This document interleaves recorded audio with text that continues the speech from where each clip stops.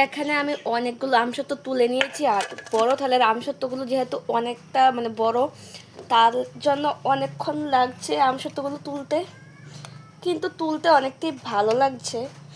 যতটা মানে বানাতে ভালো লাগে তার থেকে বেশি তুলতে ভালো লাগে, কারণ এত শুকিয়ে যায়, মানে একদম দেখতেই পারছো একদম টান দিলে উঠে যায়, খুবই ভালো লাগে। তোমরা কিন্তু অবশ্যই এই কাঁচা আমের দিনে বাড়িতে এইভাবে বানিয়ে খেতে পারো। এটা তোমার আম যখন শেষ হয়ে যায় তখন খেতে আরও বেশি ভালো লাগে। আর আমরা সেই দিনের জন্য এগুলো বানিয়ে রাখবো, আমরা এখন খাবো না এগুলো, মা রেখে দেবে, তো পরে আমরা এগুলো খাবো, এখন খাবো না।